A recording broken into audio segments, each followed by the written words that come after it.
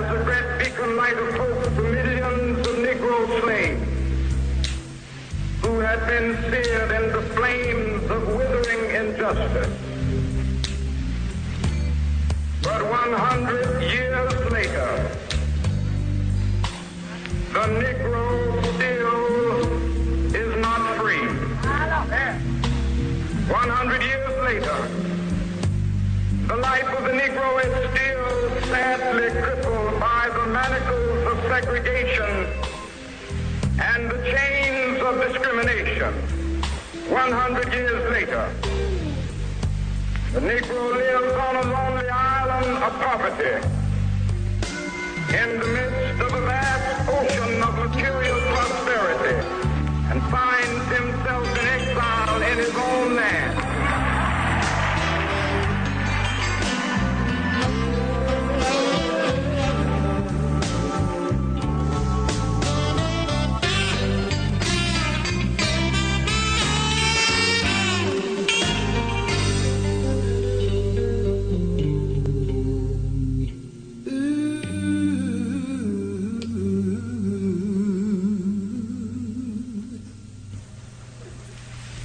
What does that say? None. What is your name? Can you read that? Sure. Well, I can't. Cross it out and write it so I can read it. Okay.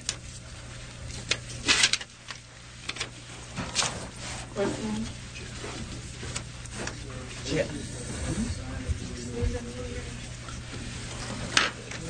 What does that say? Louis A. Wright. Cross it out and write it so I can read it. I'm done. No, don't pat me, number one. And number two, you either follow the rules or you leave. Now, get your name on there so I can read it. They asked for my signature, that's it. Write your name on here so I can read it. No, ma'am. This man is out of here. We need your name tag. This man is out of here. He isn't going to follow the rules. He isn't going to stay. You're out of here. Donna? Are you the security person? This man is out of here. Okay. Sign in here, according to iPod. Sit down.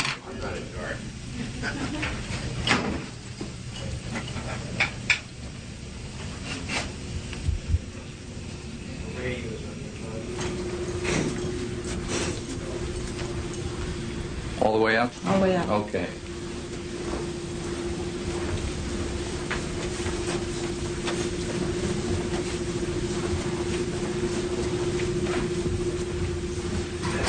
You can go in this room. Thanks. Sign in here, according to iPod. Well, I guess I'm over here in the knob. I'm not brown. You're looking at Sit down.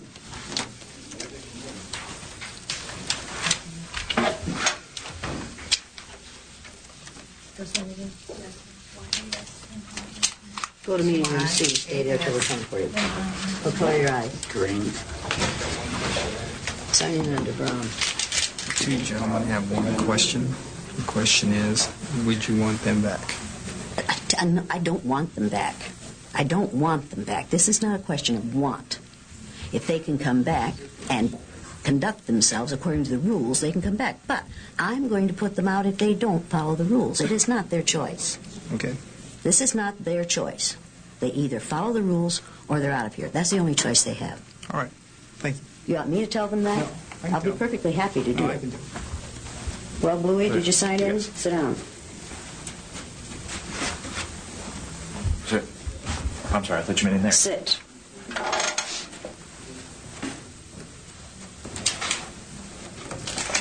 Go to meeting room C and stay there till we come for you.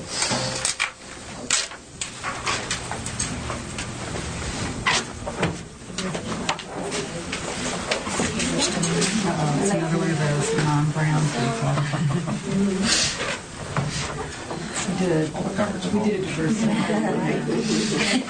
Sit down. I'm going to give you a piece of advice. Whether or not you like what's happening here, you either follow the rules or you're out of here. Got you it. have a choice. Now, get rid of the gum. Okay. Now. There's a wastebasket right back there. Put it in it. Well, Go to meeting room C and stay there until I come for you. Okay. So you do print. Sit down. Jan Cole, you have a call on line 3. Jan, line 3. Move your legs. I'd have to straddle your leg.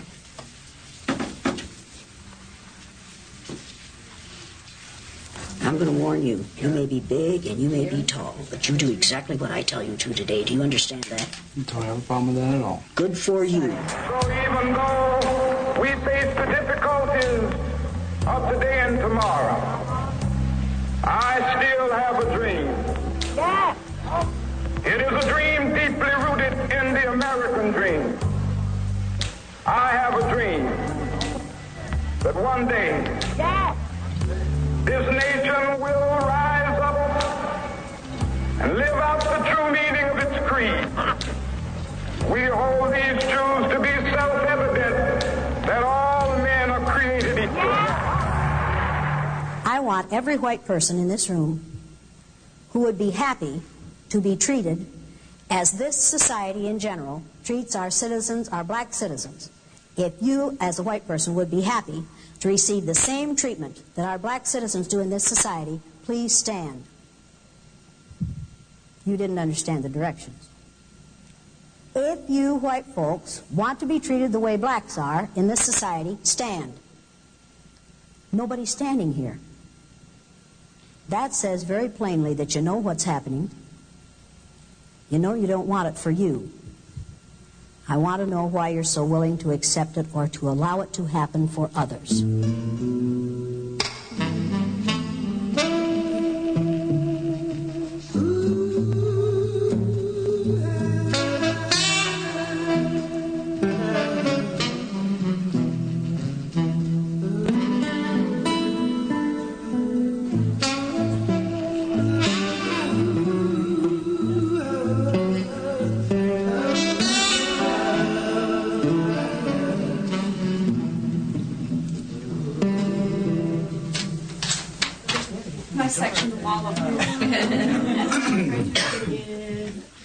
The purpose of this exercise is to give these nice blue-eyed white folks the opportunity to find out how it feels to be something other than white in the United States of America. And these people today are going to learn more than they want to know. The purpose of this exercise is to help these people walk in the moccasins of a person of color for a day. What I am going to do is assign to these people, on the basis of their eye color alone, all the negative traits that we have assigned to females, to people of color, to gays and lesbians, to people who have disabilities of any kind, to those who are obviously physically different. We are going to assign to these people all the negative stereotypes that we have so easily assigned to those groups.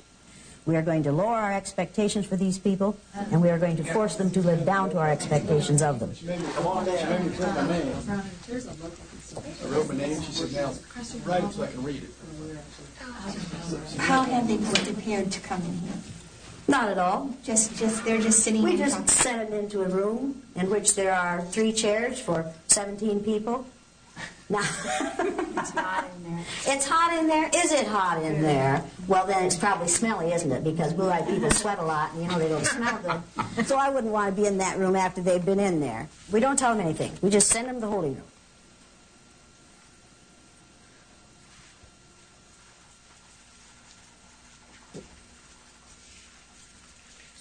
A new reality is going to be created for these folks this morning. Now, we're going to treat these people negatively on the basis of the color of their eyes. And the reason I use eyes is because eye color is caused by the same chemical that skin color is caused by. If you have lots and lots of melanin in your hair, your skin, and your eyes, you have very dark hair, dark skin, and dark eyes. If you have only a little melanin in your hair, your skin, and your eyes, you have light skin, light hair, and light eyes. Now, having light skin, the first people on this earth, the first modern human beings on this earth, evolved near the equator in sub-Saharan Africa in about 280,000 years ago. They needed lots and lots of melanin to protect their cells from the rays of the sun. That's what melanin does for you. As people migrated farther and farther north, their bodies were exposed to less and less sunlight, so their bodies produced less and less melanin. So people in northern climates have much less melanin in their skin, their hair, and their eyes than people in southern climates did who evolved at that time. Now, folks, as people's hair and skin got lighter, it didn't have a bad effect on their brains. But as their eyes got lighter, it allowed more and more light to enter their eyes, pierce their brain cells, and damage their brains. And that's why blue-eyed people aren't as smart as brown-eyed people. Make sense to you? Why are you laughing? It's ridiculous, isn't it? People, it is no more ridiculous to make that statement about eye color than it is to make the statements that we traditionally have made about skin color. If it makes good sense to judge people by the amount of melanin in their skin, then it makes equally good sense, more good sense, to judge them by the amount of melanin in their eyes. And that's what we're going to do this morning. All we're going to do is spend about 2.5 hours treating these people negatively on the basis of a physical characteristic over which they have no control. Now, they aren't going to like this. If you do your job right, they aren't going to like this. Is that going to make me happy? Yes, yes, because I want them to be uncomfortable, and I want you to help them to be uncomfortable. Now keep the noise down. Keep the noise down. I'm not playing. Everybody keep the noise down. And whoever messed with the door, leave it alone. It was them. Who was it? Keep the noise down.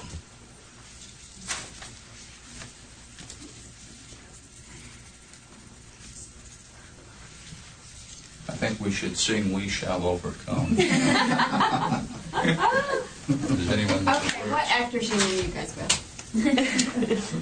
You see what this badge says? I'm not an actor. Keep the noise down in here.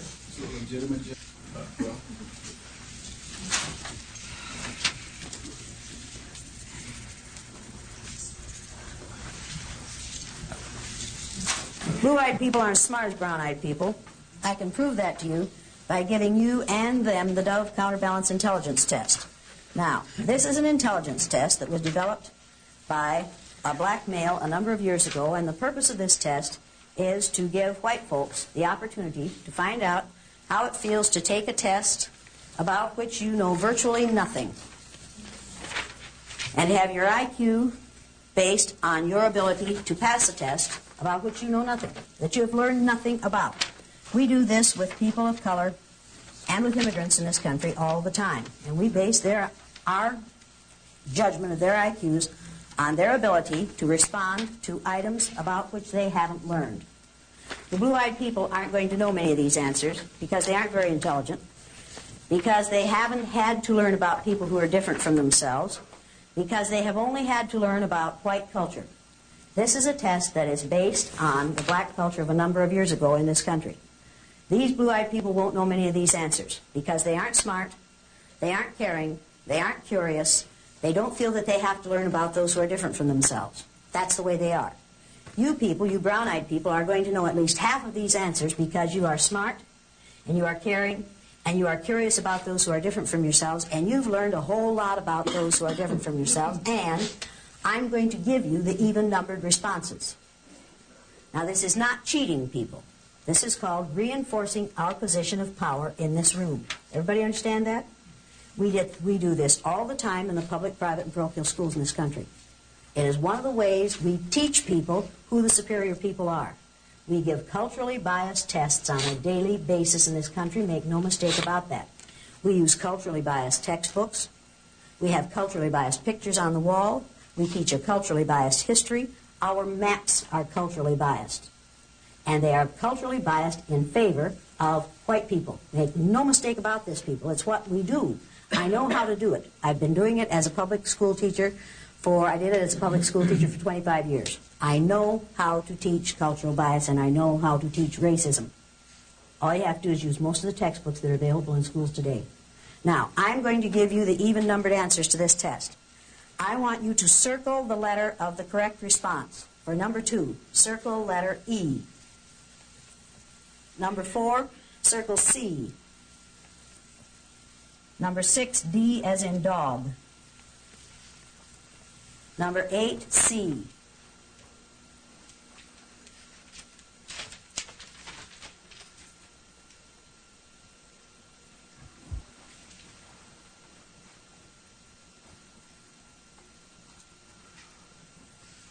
18C, 20C, 22B, as in Bluey. Okay? Now, people, when you take this test, put an answer on every line on the left side of this page. Put an answer on every line. Don't just leave those answers circled. Because if you do that, they'll look over at your test and they'll say, see, you cheated. Now, we aren't cheating. We are simply reinforcing our power. Has nothing to do with cheating. It's just the way society is. Put your paper underneath your pad. When you take the test, move your chairs back so that they can't see your answers, because if they can see your answers, what will they do?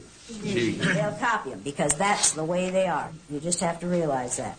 Now, we're doing this for their own good. We expect them to be grateful.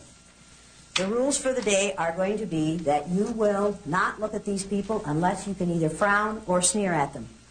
It's all right to laugh at them, but do not laugh with them. How many of you have friends in the blue-eyed group?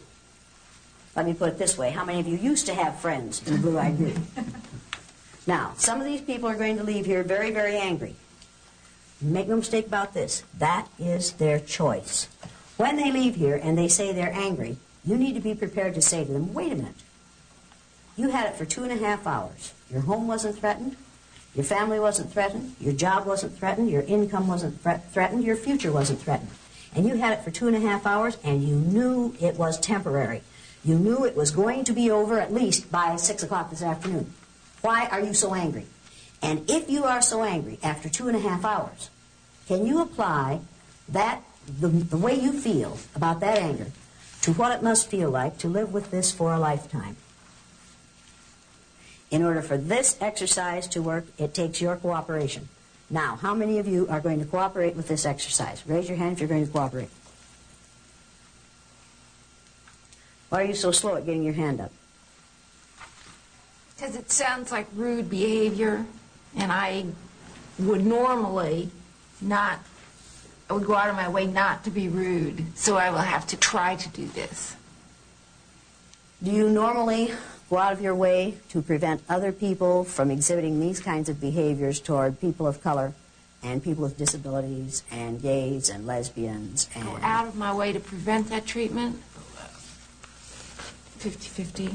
I mean, yes and no. Yes, sometimes they do. No, sometimes no. No, no. People, the only thing necessary for the perpetuation of evil is for good people to do nothing. And for the most part, we white folks do nothing so that we can say, well, we didn't do it. We aren't responsible. As long as we do nothing, it is like giving our approval for those who are going to do the negative things. It is not enough to do nothing.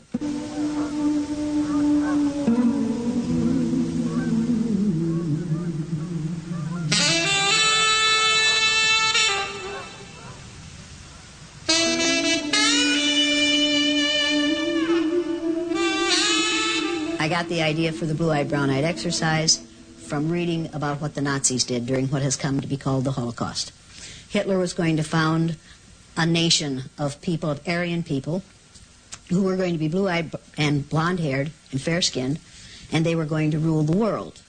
And one of the ways they decided who went into the gas chamber during the Holocaust was eye color.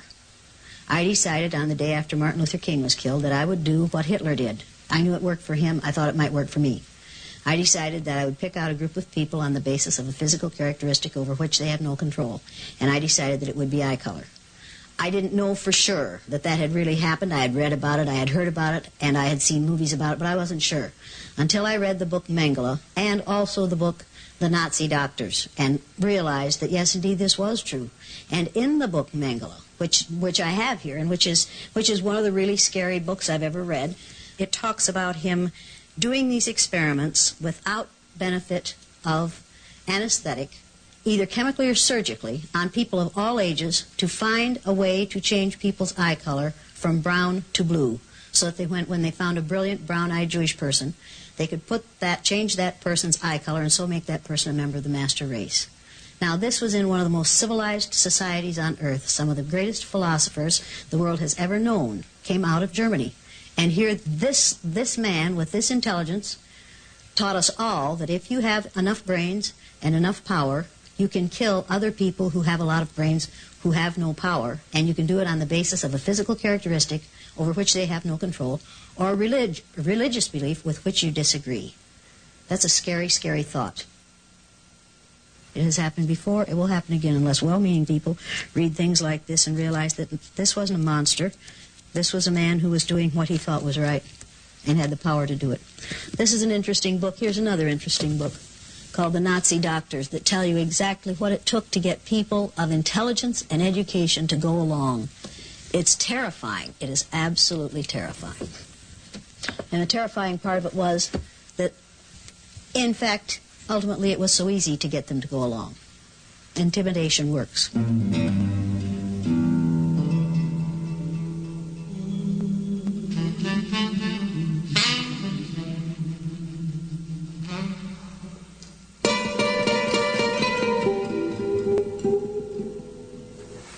So what's going to happen for the rest of the day?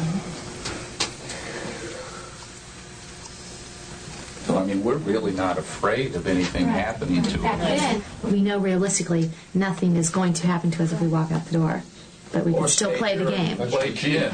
Right. Right. We want coffee. We want air. Air would be good. There's nothing that says we can't have that. We've just been passively sitting here because we're good people and they ask us to. Absolutely. Now, we're going to call these females girl, honey, sweetie, baby, chick, darling. What are we going to call these males? Boy. Boy. Boy. And you don't say boy, you say boy. When it's properly said, it's a two-syllable word. Boy. And we use boy to keep black males in their place on a daily basis. All we have to do to lower someone to the age of 5 to 12 is call him a boy. And we do it to accomplished black males over the age of 70. And we get away with it. Now, for 2.5 hours, we are going to make these people look inferior and feel inferior. How many of you think these white folks can take this? Now, people, think about what you've just admitted. You've just admitted that you think that adult, sophisticated, educated, white men, positions of some power, and in a couple of cases, I think, real power, can't stand for 2.5 hours what you expect the child of color to live with from the moment he or she is born. Do you really believe that? Do you really believe that these white people can't stand 2.5 hours of being treated verbally the way they treat other people for a lifetime? Because if you do, you've just admitted something extremely interesting. You have just said that people of color are stronger than white folks. That we have created a situation in this country in which we have built tremendous strengths into people of color, and in which we have not built those same tremendous character strengths into white folks, particularly white males. Does that bother you at all? It's called survival. It's called survival. Absolutely. It's a survival skill. Bear in mind that these people are in their child ego state, and that's where they're going to stay, because people are easiest to control when they're in their child ego state. So these people are being treated like children, and they're going to act like children, and it's what we do with females in this country every day. We treat them like children, and when they act like children, we say, see, you're acting like that because you're female. Now, people, if you are tempted to look at one of these people and wink at them, to let them know, without me catching you, that you really don't mean any of this, I'll change your eye color so fast it'll make your head swim. So just let me catch you looking at your tall white friend here. Just let me catch you doing that, friend. Let me see your eyes. You'll join them quick. Right away. You want to be with them? Okay, Brownie, you're going to be a bluey. It will not make you comfortable. Do not give these people any kind of reinforcement, people. Do not smile at them. Do not look. If you're sad for them, don't let them see it. And some of you are going to be sad for them. You look like you're sad for them already, and we haven't started yet. You aren't sad for them? Good. Good for you. That's the right attitude. Just don't want to be one. Now, people, all I'm asking you to do is act white. That's all I'm asking you. Just act white. You white people know how to act white. You've been doing it all your lives. You people of color know how to act white. The way to get ahead in this society, if you're a person of color, is to act as white as you possibly can. Now, am I exaggerating here? Is that the message that this society sends? Assimilate. Assimilate really means act white. Assimilate means be as similar to the power group as you possibly can be, which means act white. And you can turn intelligent, bright, committed, conscientious, ambitious people into people who act lazy and slovenly and stupid and slow and unmotivated. And you can do it in 15 to 20 minutes, and that's what you're going to do this morning.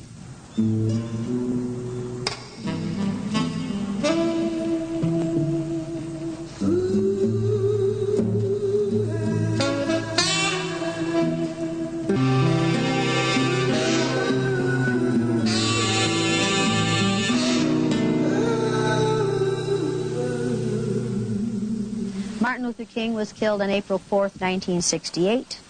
I was teaching third grade in an all-white, all-Christian community. I needed to explain the death of Martin Luther King to my students. I didn't know how to do it, except by allowing them to walk in the shoes of a child of color for a day. The first time I did it, no one knew until my students wrote essays about it, and those were published in the paper. And then the Johnny Carson show called and asked me if I would come in and do the Johnny Carson show. Then people in the community found out about it. Then all kinds of unpleasant things happened. I got vicious calls in the night. We got, probably between 500 and 600 letters, a third of them so ugly and so obscene that I couldn't share them with my third graders. That fall, when people came to register their children for school, their offspring for school, 20% of those who had children coming into third grade said to the principal, "Don't put my kid in Elliott's classroom." Every year after that, the same thing happened, only sometimes parents would call in and say, "I don't want my kid in that nigger lover's classroom." And the principal never had to say, "Which nigger lover do you mean?" Because we all knew there was only one. My children were beaten and spit on, my own offspring. We have 4 children. They were abused by their peers, by their teachers, by the parents of their peers. My parents lost their business. My father died totally isolated 3 years ago in the community in which his great-grandfather was one of the first settlers, isolated because he had raised the town's nigger lover. I've learned a whole lot about racism. Do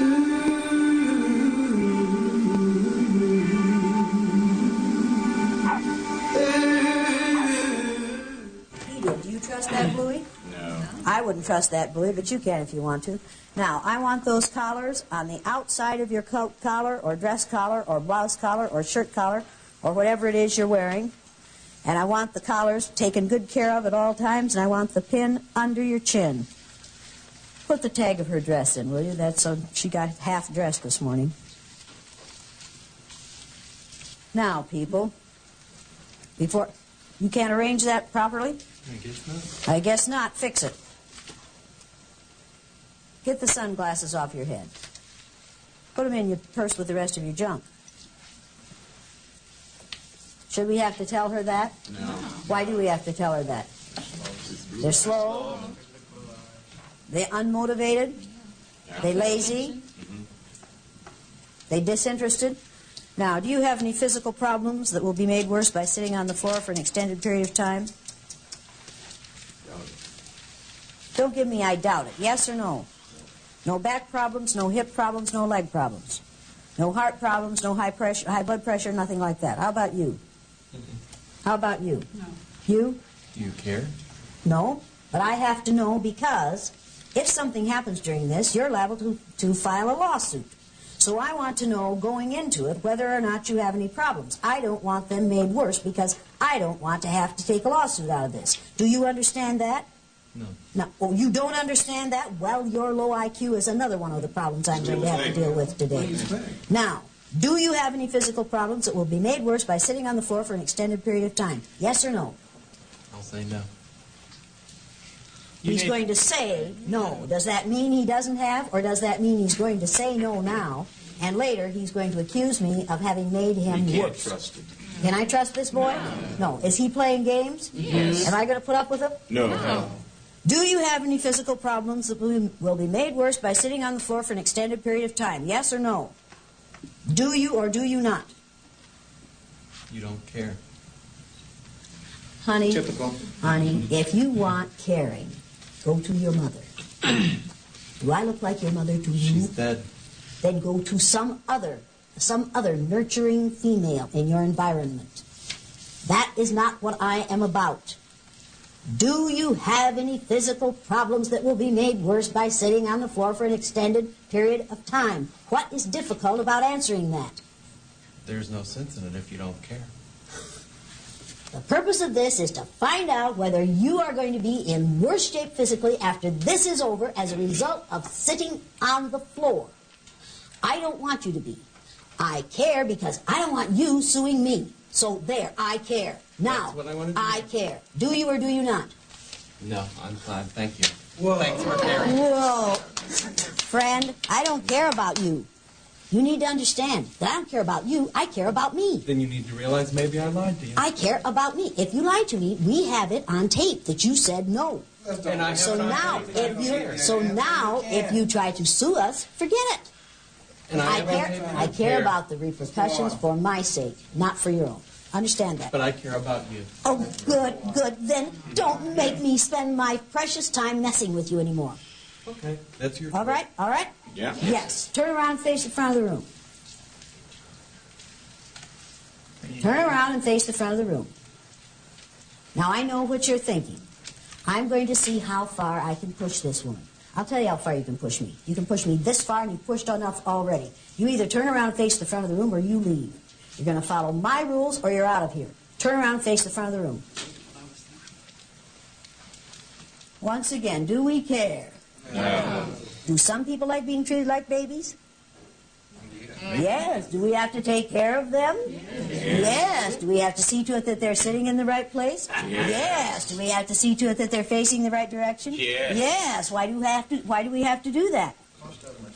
Because most of them are stupid, and where do they spend most of their time? In what ego state?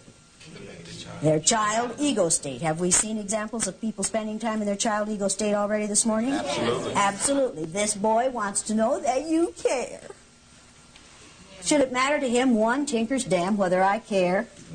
No. Does it really matter to him? No. But does he want me to force me to care about him? Yes. Can he do that by behaving the way he did? No. No, people, that is not the way it's done. And women, no, that's not the way it's done. Now, when people act the way this one just did, he is in his child ego state. He has gone to the age of about 7. I want it my way, and I want it now. I don't have to do it unless you care about me. Now, I'm going to teach you the listening skills. Since you have already indicated that you have difficulty remembering things, I'm going to ask you to write these things down. Take out a piece of paper and a pencil. Write exactly what I say, exactly as I say it. Number 1. Good listeners have quiet hands, feet, and mouths. Write it down quickly before you forget it. Write it right now. Good listeners, what does yours say? Good listeners have quiet hands, feet, and mouths. How many commas do you have in that sentence? None. Why? I was writing fast and I left the commas out. Give me your paper. How many commas do you have in your sentence? I have none. Why? Because I heard you say none. He heard me say none. Oh, sweet Jesus. But you don't. Well, now, Sonny, you have a period on there, don't you? Yes. Did you hear me say period?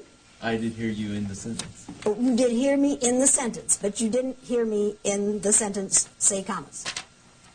Is your reasoning a little strange here? You're right. Yes. Are you looking for excuses for failure?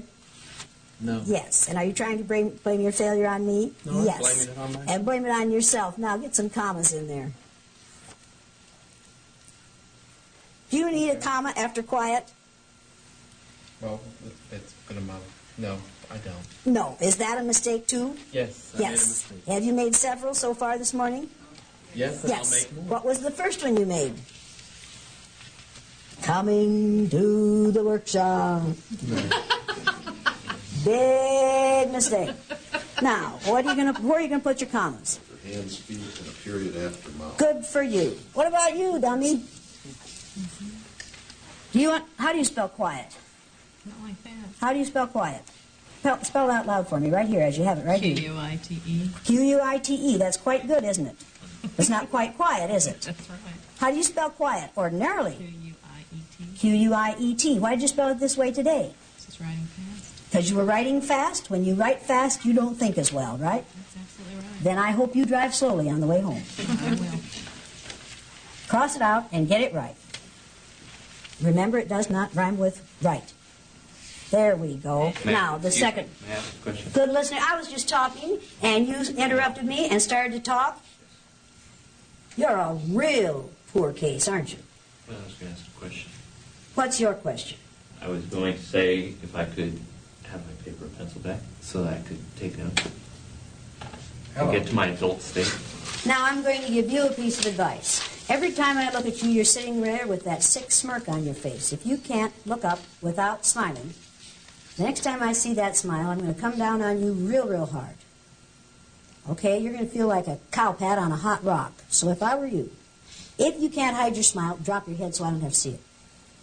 Just look down when I'm coming towards you so I don't have to see that smile. Does that make sense to you?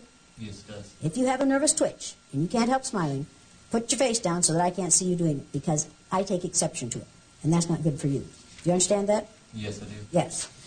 If you're going to get through this workshop, you are going to live down to my expectations of you. Because if you don't live down to my expectations of you, we're going to call you an uppity bluey. And we're going to ride your tail until you do live down to our expectations of us. How do I know how to do this?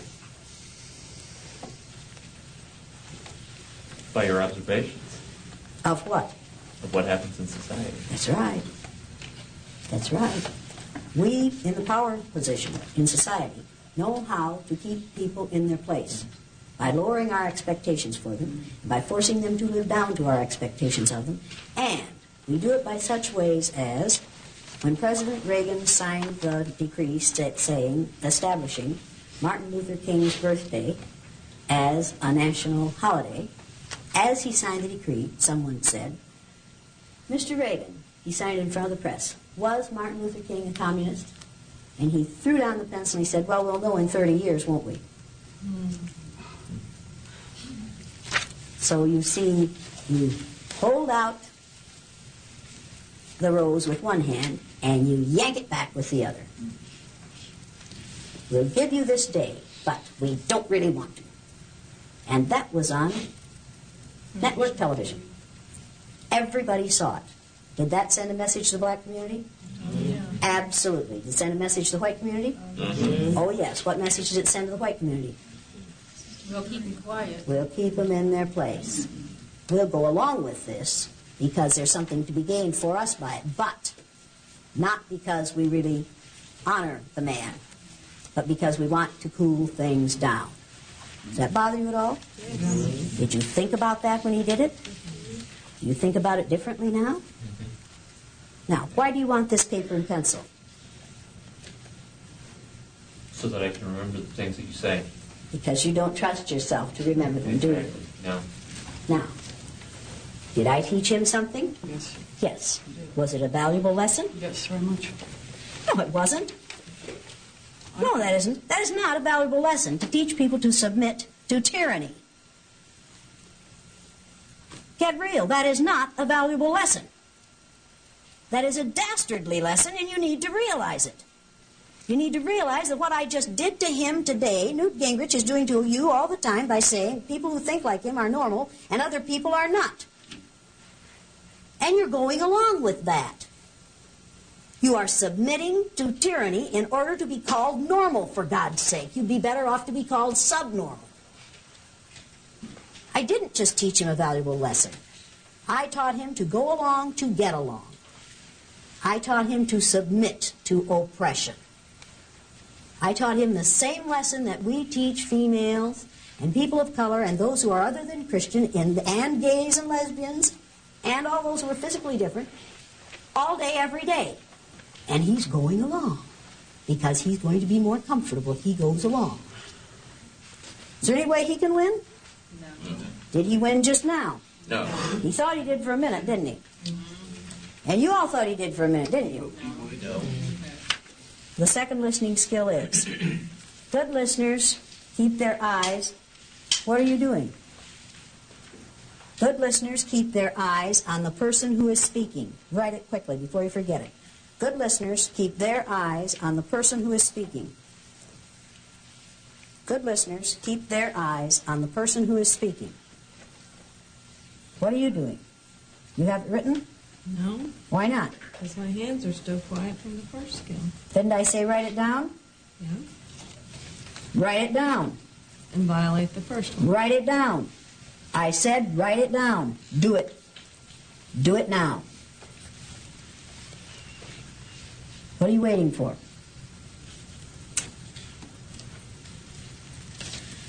Now I'm going to warn you about something. In case you don't recognize it, I'm messing with your mind. Now, I told him to conform, and then I said it was stupid to conform. So then you decided that you wouldn't conform.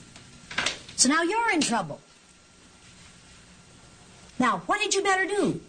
You never know what to do. That's right. That's right. Just the minute you think you've caught on to the rule, what did I do? You changed them. I changed the rules, people.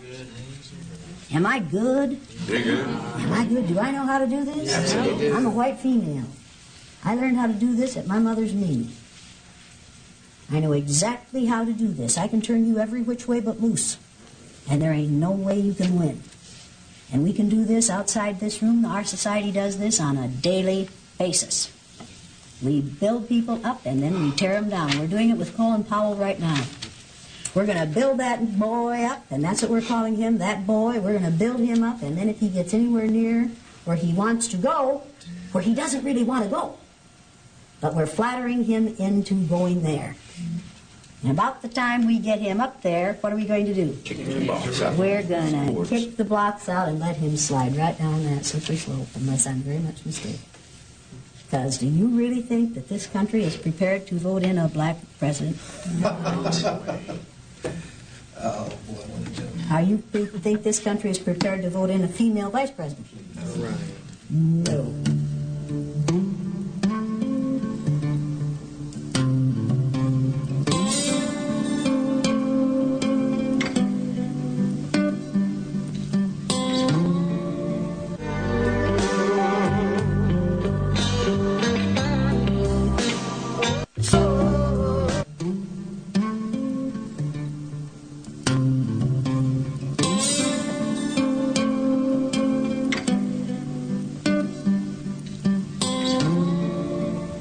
This town calls itself the City of Beautiful Maples, and these are all hard maple trees lining both sides of most of the streets in town. In 2 weeks, they will all be these gorgeous yellow and orange and red and gold colors.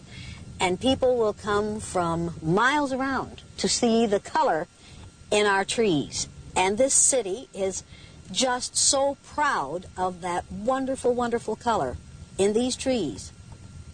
But they do not want people of color to come and reside in this community.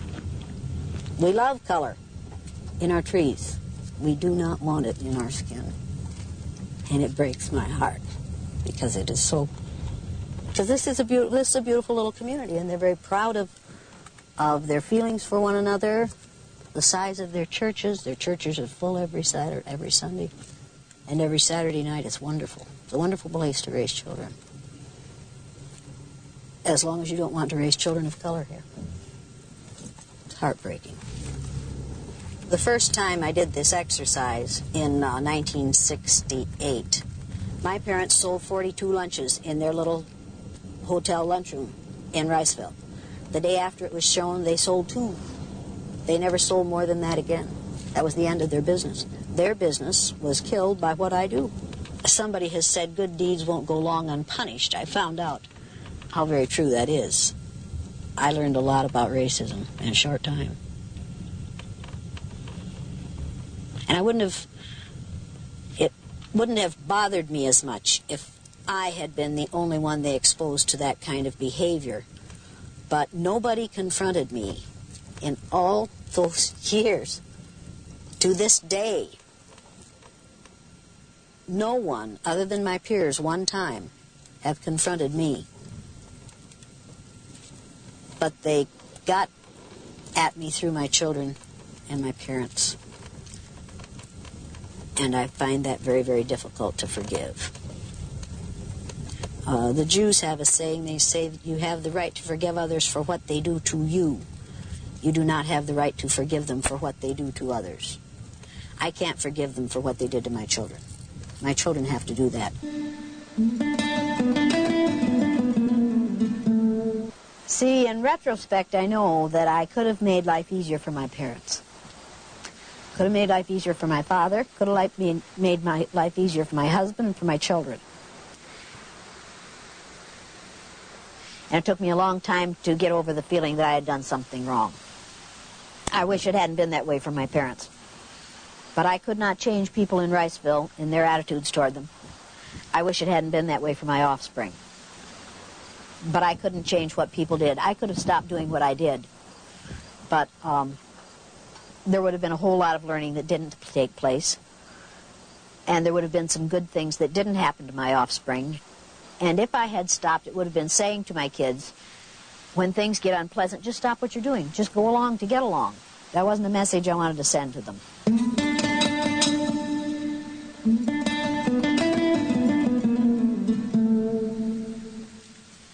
It's a new experience for most of you. Perhaps not for this one. But for most of you, it's a new experience to have to just be submissive. Just get your poop in a group and keep your mouth shut. Just do the very best you can so you don't call my anger down on you. Now, this is just for a little time. I think you can do this for a little time. I'm not sure that all of you can. This is going to be a good learning experience for you. Remember that in this situation, you people have no power. Absolutely no power. So quit trying to exercise what you don't have. Quit trying to run the show. You need to decide how big a risk you want to take. Let me tell you something. I will not soon forget a female who looked a lot like you, which is unfortunate for you, in Denver, Colorado, who decided when she came in as a blue-eyed person that she was going to not conform and she wasn't going to go along. And she went up and down the 2 rows of blue-eyed people saying, "Come on, brothers and sisters, come with me and defeat the oppressor. Come with me and refuse to go along with this. Do not go along with this. Do not take this abuse. Come on, we can demonstrate and we can make a difference." Made a total fool of herself. The rest of the blue-eyed people felt that there was an opportunity here. She didn't want to learn it. She, in effect, was saying to people of color, if you would protest, these things wouldn't happen to you. If you do what I'm doing, these things wouldn't happen to you. When people of color have protested in this country, what have we done to them? Killed them. But you see, as a white female in that situation, she was in no danger whatsoever. And she could walk up and down that line protesting and demonstrating until hell was over, and she knew that she wasn't going to get put in jail, and there were no dogs, and there were no whips, and there were no fire hoses, and there were no guns in that room. And she had no gas chamber, and she had absolutely nothing to lose. Now, when you have nothing to lose, when you're risk-taking with nothing to lose, that's not a risk. No. So what she was doing was absolutely insulting to every person in that room. And I didn't want to touch her, and I didn't want the security people to touch her because that was a corporation, and I didn't want her to sue the corporation. She finally went out. I said, "Get this woman out of here." She went up and lay down on the floor at the front of the room.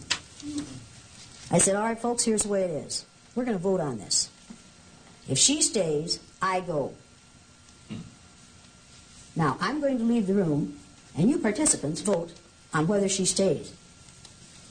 Now, I was getting paid for being there. This is a risk. She was getting paid nothing. I walked out of the room. I took all my stuff, and I walked out of the room, and I stood in the hall, and I thought, "You dummy. You dummy, what have you just done? You have probably just lost a large account. I stayed out of the room. Pretty soon, here 2 people came out, one blue eye and one brown eye, one on each side of her, leading her out of the room. And they voted for her to leave. Why? She was impeding their process of learning. She was keeping them from learning, and she wanted to keep them from learning, and she wanted to be the power in that room.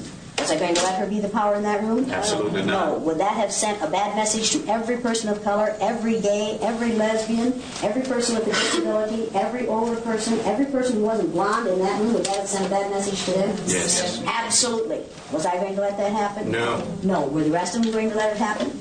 No. Who was responsible for them voting what I thought was the right way? They were. They were. They were. And this constant arguing only says, I, as a white female, have the power to argue in this situation because I know I'm really not taking a risk at all. I'm simply being seen. I'm simply playing look at me. 3rd graders play look at me, see how cute I am, see how funny I am, see how I can disrupt the process. That's what she's doing. Therefore, what is her mental state at this point? What is her ego state at this point? She's in her child ego state. Now, you have a choice to make. You can either be in your child ego state, or in your parent ego state, or in your adult ego state. Now, when you're on the floor, it's going to be real hard for you to be in your parent ego state because you're going to have to look up at me. I would suggest that you get into your adult ego state real, real fast, like instanter. It's my intent to be an adult.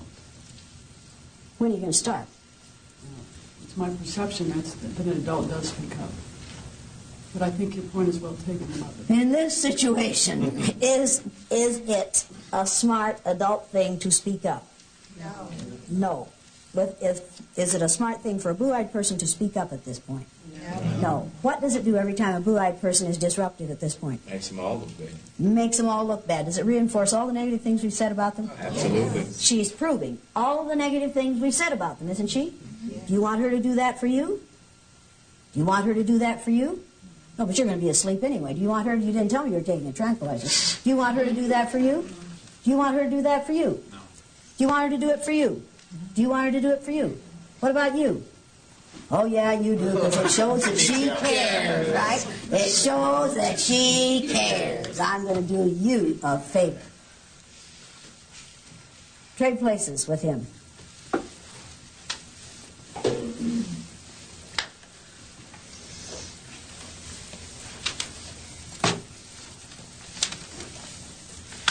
Now, the second listening skill is, now, I don't want you to talk to him. Oh, I think you're in the wrong place. You trade places with him.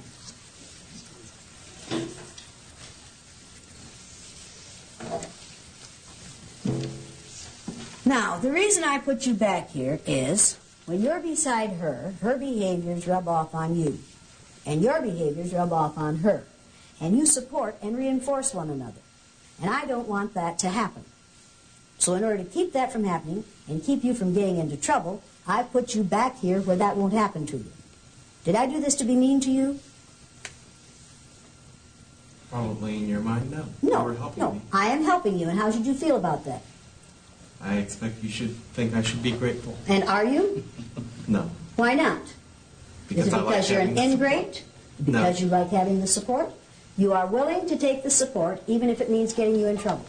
Yes. Does this man like to suffer? He doesn't know any better. You like to suffer. He's a martyr. Does martyrdom appeal to you? No. No? Is there any way you can win here? Not under the present rules, no. Have you won yet? Not yet. Am I going to let you win? You don't want me to win. Am I going to let you win?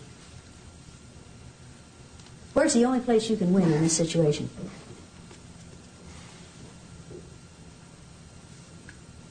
I can. Can you win in your mind? Yes. Yes. Yes. So within me, I can. Within you, you can win. But will I know that you have won within you? Yes.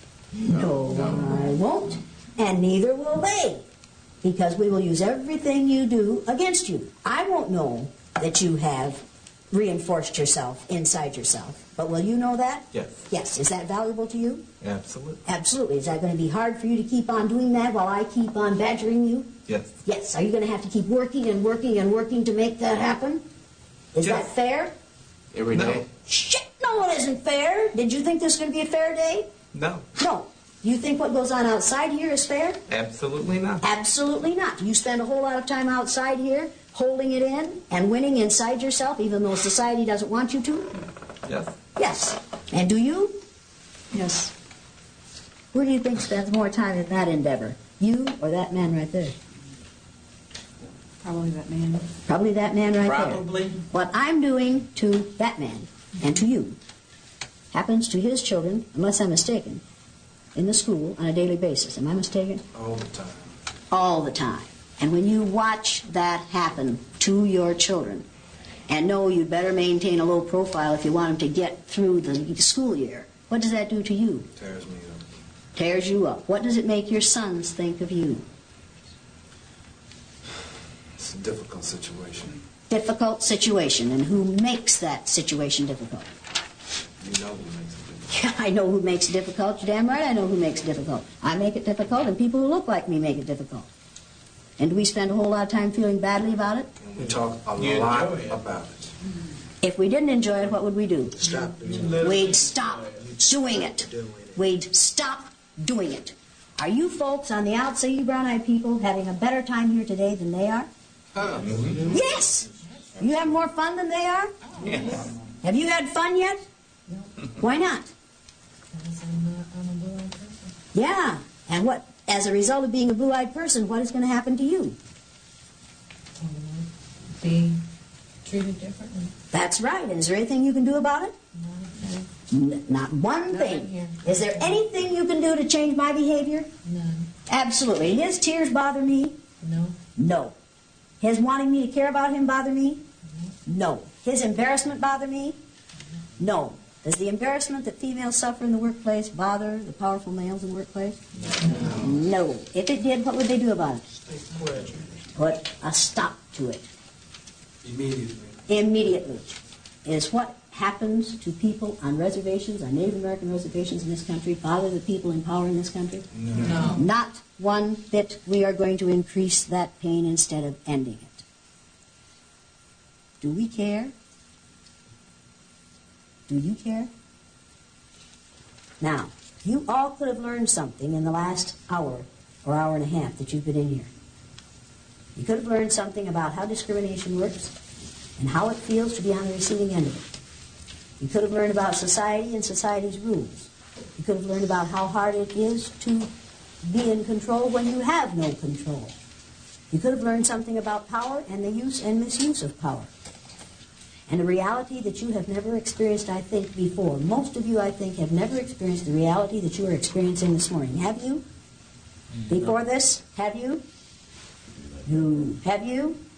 You? Not in this country. You? You? I like the way you say not in this country. You? Have you? Have you ever experienced anything like this before? I've experienced discrimination because of being a woman, yes. Of being a white woman. Do you think the discrimination being visited upon you as a woman is the same as the discrimination that is visited upon her as a woman? Her reality. And your reality in this country. You do not live in the same country that she does. You live in the United States of America, but you do not live in the same country that she does. And neither do I. And neither does she. And she says she has never experienced this kind of treatment in this country. How many of those of you who are brown-eyed have experienced this kind of treatment in this country?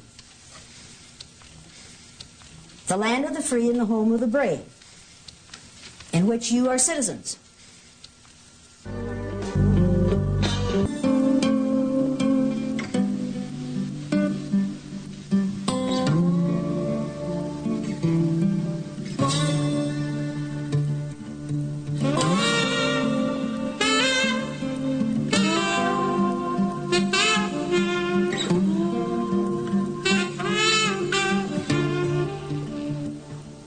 You're going to interview some students tomorrow, some former students of mine, who were in my classroom the third year that I did this exercise. They were in a film called The Eye of the Storm, and we took still photographs of those children each day of that exercise. One when they were on the top and one when they were on the bottom. And I have some of those here. The interesting part about these pictures is you can take a child who's a perfectly happy, normal human being on one day, and by putting a collar on him and telling him he's inferior, you can turn him into a frightened, vulnerable, intimidated, suspicious child who cannot succeed on the day he's in the wrong place. This is like the powerless and the powerful. This is Rex on the day he's on the bottom. You're going to meet Rex tomorrow. This is Rex on the day he's on the top. All of these students that you're seeing now and that are in the film, The Eye of the Storm, are moderately to severely dyslexic. None of them were supposed to finish high school. Rex now has his MA in Elementary Education Administration. You're going to talk to him tomorrow. He is going to be teaching children to make a difference. This is Sandy on the day she was on the bottom. And this is Sandy on the day she was on the top. Sandy's the one who said, when we did our reunion 5 years after they graduated from high school, I asked Sandy whether having had this exercise when she was in 3rd grade had changed her life at all. She's the one who said, yeah, now when I hear one of those bigoted remarks, I wish I had one of those collars in my pocket. And I could take it out and I could whip it around that person's neck and I could say, now you wear that for 2 weeks and see how you'd like to live that way for a lifetime. Rex is the one who said, I'll have that collar in my pocket for the rest of my life. I can't get that collar out of my pocket. This is how Laurie, you're going to meet Laurie tomorrow. This is how she looked on the day she was on the bottom of this exercise.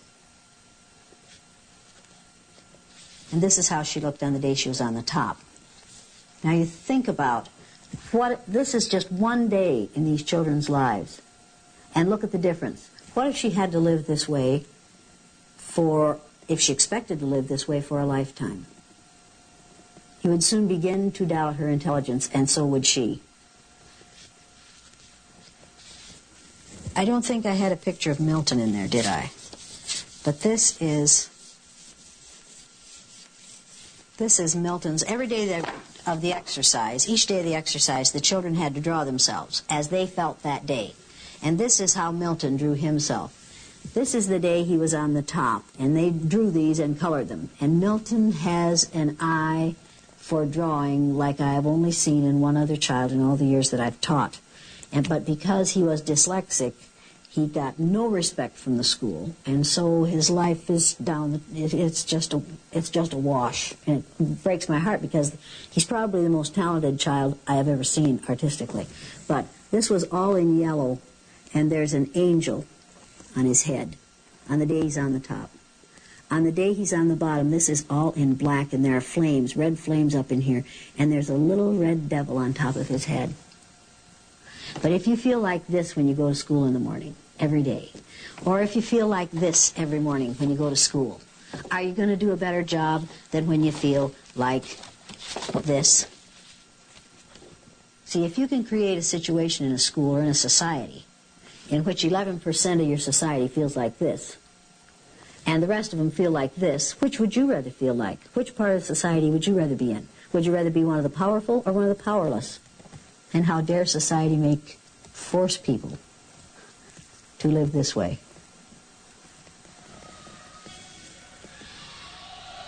It's been over 20 years now, and it's just looking at these pictures and talking about it is just as if it happened yesterday. It's very much in my mind. I started reading the book again, and it brought back a lot of tears. I remember the things that kids said to each other and how they treated each other, and I mean, best friends were now fighting, and we hated our teacher. We had to draw a picture of her, and I'll never forget that because we all drew like a picture of a devil. And we had to stay in extra for recess. We couldn't go back for seconds, and some of the kids, we couldn't share our food because, we're dirty people, and we had to use a cup to drink out of because we had to use the same cup all day, otherwise we were wasteful. But I remember when she had said that brown-eyed people were slow and they were dirty and smelly, and I was like, here's this teacher, you loved this teacher, and she's telling you all of these things. It's like, I thought you were my friend, you know, and to go through this, even though we all knew it was a project that we were doing, once it started, you forgot it was a project. It was such a reality that it's like, I'm really going through this. This isn't funny anymore. It's not a joke. And when they had the collar on, you just felt like, you know, that poor little dog outside who wants to go in and nobody will bring him in. But, and then to take them off, you just felt like you'd won the lotto. You know, it was just really good. The exercise has a lot to do with how I feel today. It was just a one-day thing for me, but it has stayed with me all these years. But, you know, a black child has to live with this the rest of their life. Well, all those who have total of 2 right, please stand. You have 2 right? Yes. Who checked your paper?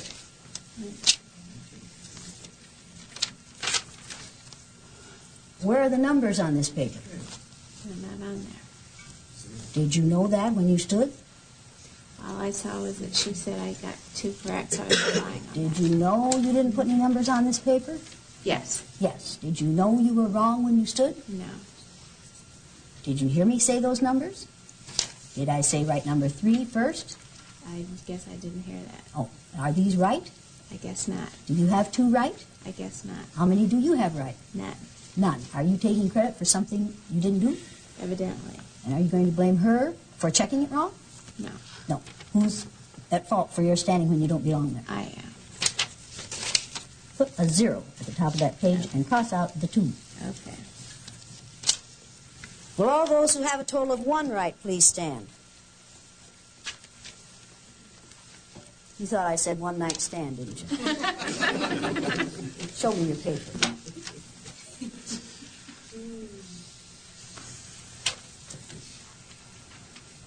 You want to check yours to be sure it's right before I look at it? Well, that is right. You did get 1 right. You're 25% right.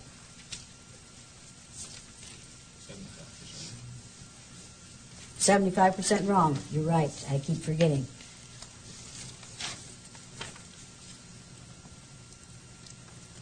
What's the third listening skill supposed to say? Yeah, remember, what's the third listening skill supposed to say? Third listeners listen from the beginning to the very end. Is that what yours says? No, I left out very. Sure left out very, didn't you? Yes, I did. You have 1 right here? And I should have 0 correct there. That's right. Do you have 1 right here? Yes, I do. Is there 1 right? No, there is not. No. Should you be standing? No, I should not. So what are you going to do? I'm going to sit down and change that to 0. Good idea. So 2 of these people got 1 right. None of them got them all right. This is too hard for blue-eyed people?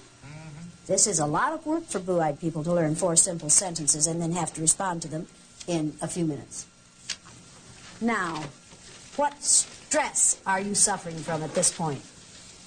You're changing the rules. Changing the rules? Your tone of voice is talking down to people.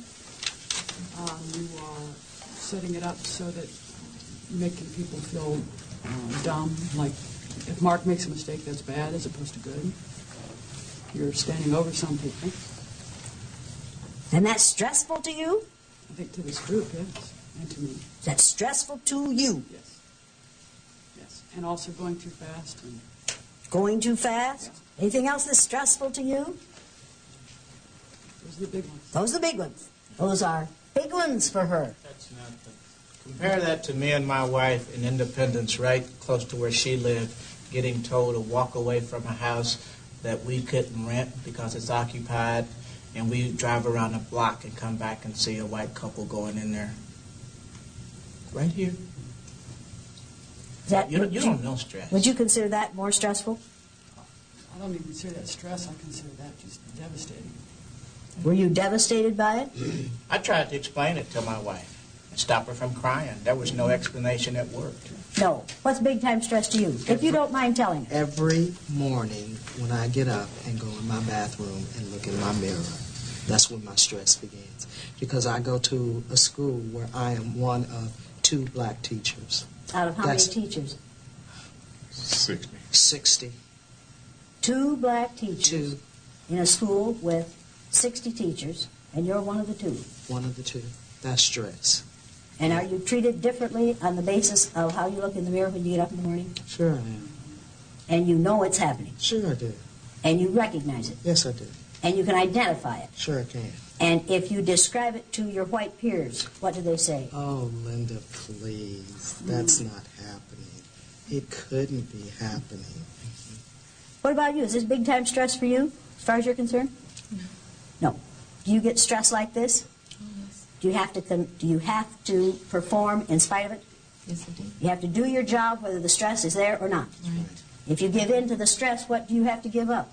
My job. Your job. This look a lot like a lot of stress to you? Very much so. It does? Yes. Do you think these people are stressed a lot? Well, they're stressed, but not what we go through. Okay, so it's this big time stress compared to what you said? Very low. Very low. What about you? It's like a game. Yeah, looks like a game. Does it feel like a game to you? No. No. Does it feel like a game to you? Are you playing a game? Are you playing a game? Are you playing a game? Did you come in here prepared for a game? Did you think this might be a game? Did you think this is going to be a pleasant little day off work or spend your Saturday this way? Does this feel like a game to you? Quite a bit different. Quite a bit different. Why? Because we're on the spot rather than coming and changing roles and That's right. finding the moment out. Now, let me make something perfectly clear here. We are not going to reverse this today. Yesterday, I heard a couple of women say, well, I kept quiet because I thought she was going to reverse it and then she'd use what we said against us. I had no intention of reversing this, because if I reversed this, it would no longer be reality. That would be like saying to people of color, after we white folks have been on top for a while, then we're going to turn the tables and you're going to get your chance. See, if it's a game, then everybody has the opportunity to win. In this situation, and in society at large, not everybody has the opportunity to win. We do not have freedom and justice for all. We have freedom and justice for some, but not for all. This is not a game, because not everybody in this room is going to have the opportunity to win. You're never going to win, Maggie, if you keep writing while I'm talking. This is not a game. And are you role-playing? Today? Yeah. In a sense. In a sense, you are. Your memory is bad because you're pretending it's bad? Are you having trouble remembering things? No. Are you having trouble getting things right? Yes, of course. Yes? Why? Because the deck is stacked against you. Because the deck is stacked against you. So no amount of pretending is going to get you to pretend that you've got those written correctly, is it? Right. Correct. Correct. So the role-playing, hey, forget that. It's like Shelby Steele saying, as a black man, I have transcended race. Now, in your heart of hearts, all you people know that I'm lying to you about blue eyes. There's nothing wrong with having eyes of a color other than brown. And you know I'm wrong. And does that give you any satisfaction whatsoever? To know that I'm wrong? Is that making it all easier for you to go through this? No. You can transcend your eye color. Can you transcend my behaviors on the basis of your eye color? No. Can you transcend my eyeism? No. Can you change what is happening in here to you because you know that I'm wrong? No. All you can do is sit there and take it. Tell me what stress is. Now, wait a minute. He volunteered to tell me what stress is. I do not ask people of color to bleed all over the floor for white folks. I don't do that. You want to tell us? Go ahead and tell us.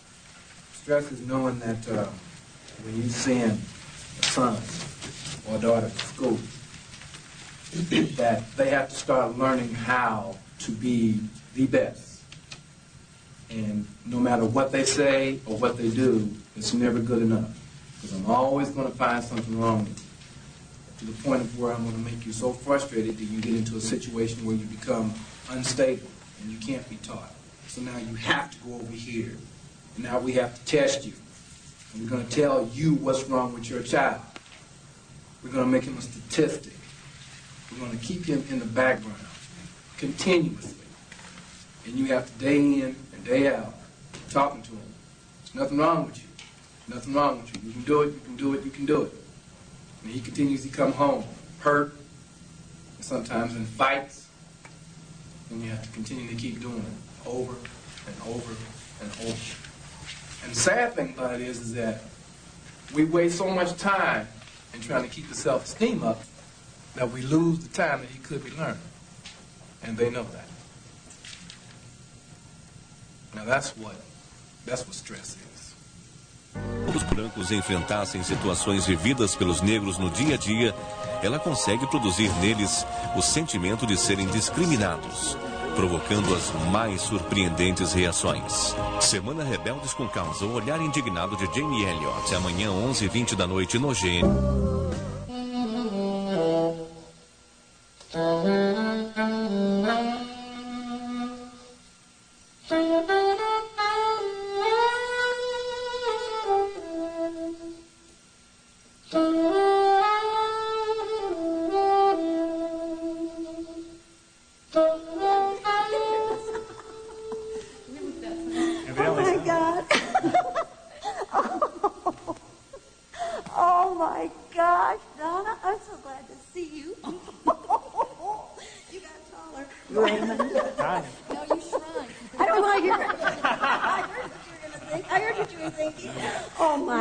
You all look so great. I'm so glad to see you all. I said I ran into you once in Riceville, just that one time. And you guys were sitting in the car. Long time ago. I haven't seen you since. Oh, you got to take your kids and turn them loose at our house. That's fun. When are you going to do it again? Well, I got the third one now, so I can be more than happy. Yes, so now we can have more fun. Oh, my gosh, you all look so good. Oh, where's Lori? Working, they said. Perhaps so, yeah. Ah, shoot. Well, so be it. Oh, I have something for you. I have something for you. See this? This is Blue Eyes Ward Off Evil. Hey, I need all the help I can get, right? So I brought you each one. Oh, neat. Let's see, these come from Saudi Arabia by way of Sarah through Saudi Arabia. So when you wear them, think of Sarah in Saudi Arabia where men are men and the women laugh at them.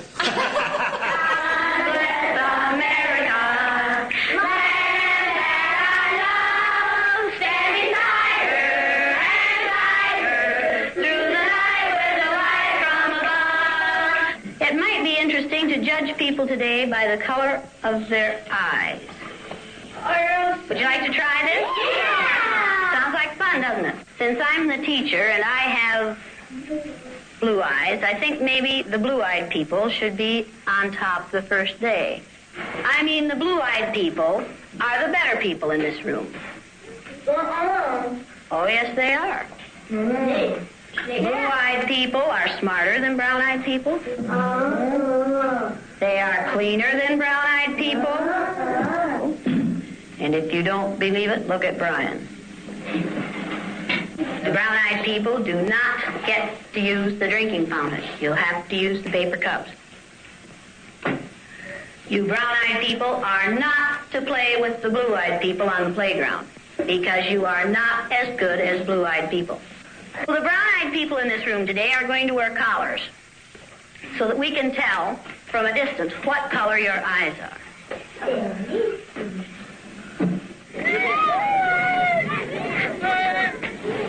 And it seems like when we were down on the bottom, everything bad was happening to us. It seemed like Mrs. Elliott was taking our best friends away from us. What happened at recess? Were two of you boys fighting? Yeah! Russell called me names and I hit him in the gut. What did he call you? Brown eyes. What's wrong with being called brown eyes? It means that we're stupid. No, not that. Oh, that's just the same way as other people call black people niggers. Is that the reason you hit him, John? Did it help? Did it stop him? The first reaction I get from teachers who see this film or from who hear me discuss what I do say to me, how can you do that to these little children? How can you put those little children through that exercise for a day? and they seem unable to relate the sympathy that they're feeling for these little white children for a day to what happens to children of color in this society for a lifetime, or to the fact that they are doing this to children based on skin color every day, and I'm only doing this as an exercise that every child knows is an exercise, and every child knows is going to end at the end of the day. Let's take these collars off. What would you like to do with them? Throw them away. Go ahead. Go ahead. Don't eat them like great. This older woman in the middle of this group stood up and said, Mrs. Elliott, I came here to tell you how much I hate you. I said, okay, well, go ahead. You know, this isn't a new experience. She said, I am Jewish. I was born and raised in Germany. She said, we went to a Jewish school. Every morning when our headmaster came in, we would bow and say, good morning, Herr Headmaster. She said, one morning he came in with 2 SS troopers. And one of the SS troopers said to us, in the future, you decadent Jews will no longer bow and say, good morning, Herr Headmaster. You will salute and say, Heil Hitler. She said, I watched those of us who valued our life more than our faith salute and say, Heil Hitler. She said, those who valued their faith more than life itself continued to bow and say, good morning, Herr Headmaster. She said, they disappeared and we never saw them again, but we know what happened to them. She said, your students are very fortunate. They will never allow to happen in their society what we allowed to happen in ours. They'll see it coming and they'll put a stop to it. Then she said something that frightens me to this day. She said, the atmosphere that you created for your students in your classroom with your blue-eyed, brown-eyed exercise reminded me of the atmosphere, the environment that the Nazis created for the Jews in Germany. Now, people of color, particularly blacks, who see the film The Eye of the Storm, which was in my classroom, the 3rd year I did the exercise, say to me when it's over, that's the way I live every day of my life. And that's in what we call the land of the free and the home of the brave. We have created an environment in this country for 11 to 12% of our population in which they feel the way the Jews felt in Nazi Germany. White people say to me, I don't see it that way. Of course they don't see it that way. They don't live it that way. We do not live the same reality in this country. White people do not live as people of color do. Now, I need to know, how did you feel about what you went through this morning? The words that you have written came out of your feelings, right? Nobody else's. Okay, read your 3 words. How they looked, frustrated, confused, and angry. Frustrated, confused, and angry. That's the way they look to you during this exercise. Now, people, listen to these words that these brown-eyed people have written and see how many of them are the words we usually use to describe females. Read yours. Confused, sad, and some humor. Sad. Any of you people sad this morning? You looked sad. What were you sad about? I'm sad because I have to stay on carpet, and I didn't get coffee, and I didn't get donuts.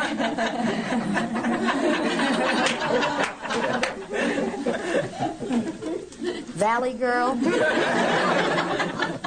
Like, wow, man. And I'll tell you something else. I'm going to give you a really valuable piece of advice. Okay. Get over cute. Okay. Now, I'm absolutely serious about this. Get over cute. Because you'll be cute until you're about 45. And then at 45, you won't be cute anymore. You'll just be an old broad. And there'll be a whole bunch of 18 to 40-year-olds there who are cuter than you are. And at that point, you will say, I want that promotion. And somebody will say to you, well, but see, I don't think of you as qualified. I just think of you as cute. And then you're going to howl sexism. Females, get over cute. Get competent. Get trained. Get capable. Get over cute. And those of you who are called Patty and Betty and Susie, get over that. Because we use those names to infantilize females. We keep females in their little girl state by the names we use for them. Get over it. If you want to be taken seriously, get serious. Get over it. Okay, read your 3 words. Confused, lonely, and uncomfortable. Confused, lonely, and uncomfortable. Yours. Ooh, did anybody in here feel lonely during this thing? What do you mean when you say lonely? Just like they're just... All alone. Yeah. They have no support group. Right. Here all these blue-eyed people are together, but there's no support group. And each of them knew there was no support coming, didn't they? Did they catch on to that real fast? You didn't even seem to expect help from one another. Would you have appreciated some defense? Well, yeah. Well, yeah! Where's Daryl? Don't you say another word until I get my husband in here, because you are so like my neighbor, I can't believe it. Well, yeah! You would have appreciated defense. Yeah. Yeah. Did you resent the fact that none of them stuck up for you? Or did you think they've got to cover their own asses? I figured that they knew that if they tried to come to my defense, that you'd point your guns at them. And so I figured that's the reason that they weren't. When I was picking on her, why didn't any of you males defend her? Of course, I wouldn't have defended her either, but why didn't any of you defend her? Why didn't you defend her? It's like if you're picking on her, you're not picking on me. And so by the rules I kind of saw, it's like I'm just going to sit back and lay low. And let her do it to them. It's what makes racism work, people. It's what makes homophobia work, people. It's what makes sexism work. It's what's going to make ageism work. To sit back and do nothing is to cooperate with the oppressor. As long as you folks did nothing, I was free to do whatever I chose to. Read yours. Percy, they looked intimidated, confused, and scared. Scared. Any of you people scared this morning? What were you scared about? I was, I think the thing that made me most scared was when we talked about the, just doing this for a day, and how it really is a lifetime thing for so many folks. Why does that scare you? It scared me. I really got in touch with just the incredible injustice that I'm a part of. Yeah. It really scared me. Yeah. I was really aware of my stomach, and I was really aware once I really allowed myself to begin to really understand and really accept the full impact of this. It started making me really sick. I just really felt physically sick at the. Now you felt sick to your stomach this morning in a 2.5-hour exercise. Could that have anything to do with why so many black males die 9 or 10 or 15 years before white males do, and so many of them have high blood pressure and problems with heart and all kinds of problems that kill them early and have nothing to do with violence?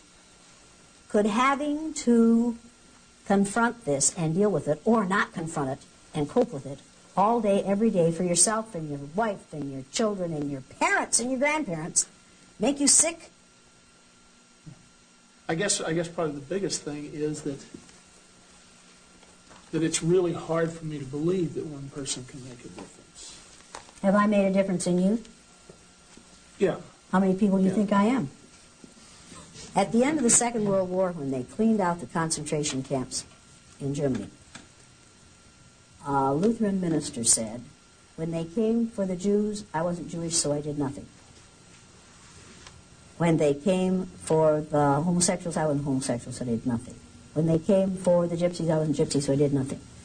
When they came for me, there was no one left to do anything. Now, think about it. Just think about that.